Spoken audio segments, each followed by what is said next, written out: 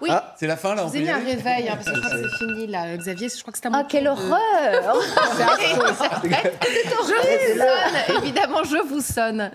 Mais pourquoi, Paula? Parce qu'on va changer d'heure. Alors, je me suis dit que je me remettais un peu les aiguilles à l'heure. Et d'ailleurs, je me suis demandé qui avait inventé cet instrument de torture. Et surtout, comment est-ce qu'on faisait avant le réveil matin, avant cette invention pour se réveiller. Comment faisaient, par exemple, les fermiers pour se réveiller, pour nourrir leurs bêtes. Comment faisaient les domestiques pour précéder les maîtres dans la cuisine. Comment faisaient les ouvriers pour arriver à l'heure à l'usine. Et tout ça sans réveil. Bon, alors, comme d'habitude, enfin, comme souvent, en tout cas dans mes chroniques, on va remonter à l'Antiquité. On va encore évoquer ce cher Platon, puisque c'est lui qui aurait inventé le premier réveil matin, enfin, un peu rafistolé, puisqu'il avait imaginé une horloge hydraulique qui faisait sonner des flûtes toutes les heures. Alors, il n'y a que lui qui va en profiter. Le commun des mortels, eh bien, est plutôt réveillé par un chanteur, par ce son-là qu'on entend dans toutes les campagnes. C'est le coq qui réveille le commun des mortels. Et surtout, certains coqs sont d'une ponctualité assez redoutable. On a beaucoup parlé du coq Maurice, vous vous souvenez, dans le Nord. Bon, bah écoutez, vraiment son voisin Michel, qui lui n'en pouvait plus de ce réveil matin. Il est 5h15.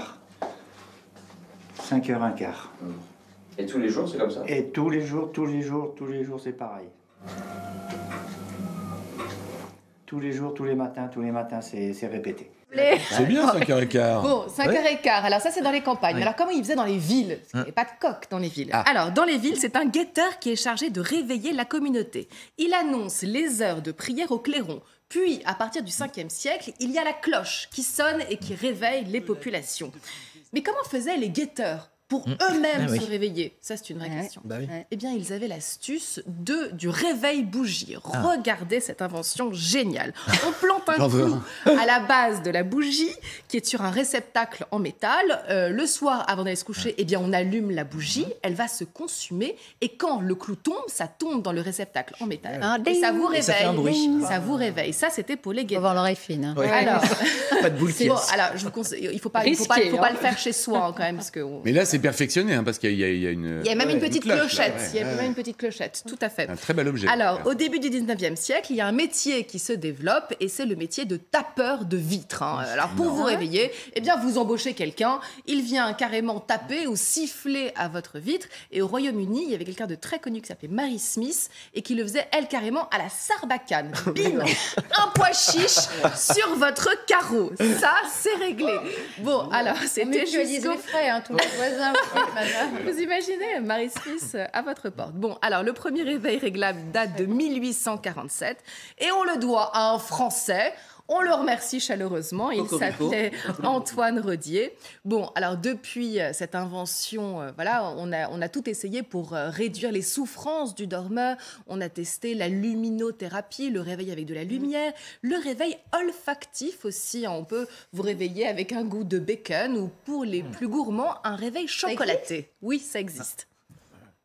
Le matin, on peut se réveiller avec son odeur préférée. Donc on peut se réveiller quand même avec l'odeur de chocolat. Donc on met la capsule chocolat dans le réveil.